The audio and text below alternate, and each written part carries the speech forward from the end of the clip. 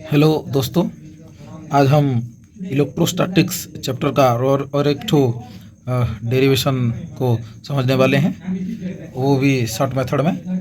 क्या है वो? Electric field due to a dipole on its equatorial line और कैन बी पोजीशन और ब्रॉड साइड ऑन पोजीशन। तो इलेक्ट्रिक फील्ड एक डायपोल में उसका इक्वेटोरियल लाइन में क्या होगा, इसके बारे में हम अभी डिस्कस करेंगे। तो एक ठो डायपोल बना लेना है यहाँ पे, इलेक्ट्रिक डायपोल जो नेगेटिव चार्ज पॉजिटिव चार्ज को कंटेन करता है। ये सेंटर ऑफ द डायपोल हो गया। ये इसका सेपरेशन हमें मालूम है, जो सेंटर ऑफ द डायपोल से आइदर चार्ज का डिस्टेंस a लेते हैं और टोटल डिस्टेंस को हम 2a लेते हैं। और यहाँ पे जो इक्वेटोरियल लाइन होता है, हम जानते हैं कि the line passing through the centre of the dipole and perpendicular to the axial line. Axial line को जो परपेंडिकुलर होता है और सेंटर को जो पास करता है, उस लाइन को हम इक्वेटोरियल लाइन बोलते हैं। उस इक्वेटोरियल लाइन में एक तो पॉइंट ले लिए हैं हम, जो कि सेंटर ऑफ द डायपोल से r डिस्टेंस में प्रेजेंट है। तो उस पॉइंट को P दे देते हैं, नेमिंग कर देते हैं P, और उस पॉइंट में एक ठो टेस्ट चार्ज रख देते हैं। तो उसके लिए ये पॉजिटिव चार्ज और टेस्ट चार्ज में एक ठो फोर्स क्रिएट करेगा, जो जिसके लिए वो इलेक्ट्रिक फील्ड आगे होगा, जो ऐसे होगा, और नेगेटिव चार्ज उसको अट्रैक्ट करेगा और इनवर्ड होगा उसका इलेक्ट्रिक फील्ड, उसका आउटवर्ड होगा। तो जो ये ले गए हैं हम E plus Q, E minus Q. अभी क्या होगा, ये दोनों अलग अलग दिशा में आ गए। तो अभी इसका नेट करने के लिए, नेट इलेक्ट्रिक फील्ड निकालने के लिए हमें क्या करना पड़ेगा, उसका कंपोनेंट लेना पड़ेगा। तो जो है ये electric field due to plus Q, इसका दो कंपोनेंट आएगा, एक ठो यहाँ पे और एक ठो यहाँ पे। तो ये होगा E plus q sine theta. ये रिजोल्यूशन ऑफ वेक्टर में हम पढ़े कर चुके हैं। और इसका क्या आएगा, E plus Q cos theta. ये दो कंपोनेंट आ गया, ये E प्लस क्यू का दो कंपोनेंट आ गया, जो E plus q sine theta और E plus Q cos theta. उस वैसे ही E माइनस क्यू का दो कंपोनेंट आएगा, एक यहाँ पे आएगा जो E minus q cos theta, और ये नीचे आएगा यहाँ पे जो E minus q sine theta.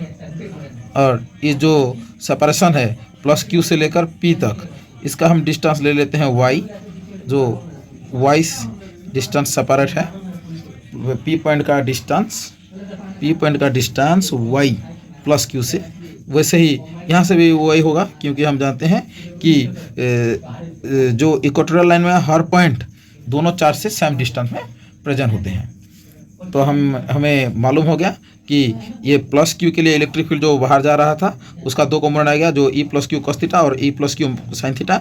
और ये नेगेटिव चार्ज के लिए जो इनवर्ड हो रहा था, उसके लिए भी वो दो कंपोनेंट आ गया, जो E minus q cos theta और E minus q cos theta. ये E माइनस क्यू इंडिकेट कर रहा है electric field due to minus q, और कॉस थीटा आ रहा है जो कंपोनेंट है रिजोल्यूशन ऑफ वेक्टर। तो अभी ये जो है, जो E plus q sine theta और E minus q sine theta, ये equal distance, equal amount of charge है, इक्वल अमाउंट ऑफ चार्ज के लिए पैदा हुए हैं, और दोनों इक्वल एंड अपोजिट हैं, इसलिए दोनों कैंसिल हो जाएगा। E plus q sine theta and E minus q sine theta are cancelled each other, क्योंकि ये दोनों इक्वल अमाउंट का अपोजिट डायरेक्शन में है, तो इसलिए ये दोनों कैंसिल हो जाएंगे। हमारे पास क्या रह गया, ये E minus q cos theta, E plus Q cos theta.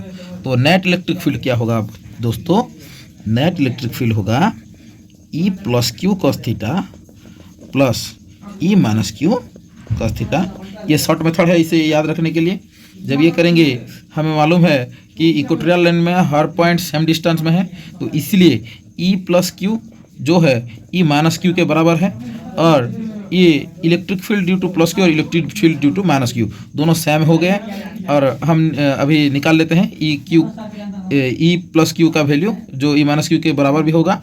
तो हमें मालूम है electric field due to a point charge क्या है, electric field due to a point charge क्या होता है, E is equal to k q bye r square होता है। तो वैसे ही यहाँ क्या होगा, के क्यू बाय आर होता है डिस्टेंस, किसका डिस्टेंस, वो चार्ज से पॉइंट तक का डिस्टेंस। लेकिन यहाँ पे ये चार्ज से पॉइंट तक का डिस्टेंस हम वाई लिए हैं, देख रहे हैं दोस्तों, तो हम क्या लिखेंगे यहाँ पे वाई स्क्वायर। तो ये क्या हो जाएगा, E net is equal to k q by y square cos theta plus, ये नेगेटिव के लिए भी सेम है, हम देख चुके हैं, तो ये भी होगा k q by y square cos theta. तब ये क्या हो जाएगा, हम देखें 2 लाइक टर्म है तो मिल जाने से 2k q by y square cos theta आ जाएगा यहाँ पे। और इसका डायरेक्शन एक ठो ले रहे हैं पी कैफ, जो पी पॉइंट के लिए डायरेक्शन ले लिया गया है पी कैफ, यहाँ पे भी डायरेक्शन ले लेते हैं पी कैफ। तो आगे जाएंगे दोस्तों, क्या होगा 2k q by y square into cos theta into p cap. ये पी कैफ डायरेक्शन दे रहा है वो नेट इलेक्ट्रिक फील्ड का।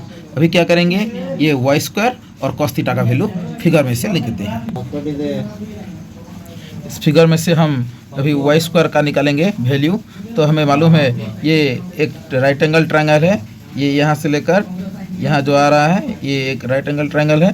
तो राइट एंगल ट्रायंगल में पाइथागोरस रूल क्या है, p square h square equal p square plus b square होता है, h square equal to p square plus b square होता है। वैसे यहाँ पे एच के जगह पर वाई है तो y square is equal to p के जगह पर कौन है, आर स्क्वायर है, आर स्क्वायर होगा सॉरी, तो उस और बी के जगह पर जो ए है तो ए स्क्वायर हो जाएगा। So y square is equal to r square plus a square आ गया। और वाई को हम लिख सकते हैं root over of r square plus a square, और इसे लिख सकते हैं r square plus a square का पावर हाफ, क्योंकि हमें मालूम है रूट एक्स होता है एक्स पावर हाफ। और कॉस थीटा क्या हो जाएगा वो दोस्तों, कॉस थीटा का वैल्यू बी बाय एच होता है। तो हम यहाँ पे देखेंगे थीटा का फ्रंट होगा पी और राइट एंगल का फ्रंट होगा एच, और जो रहेगा वो बी।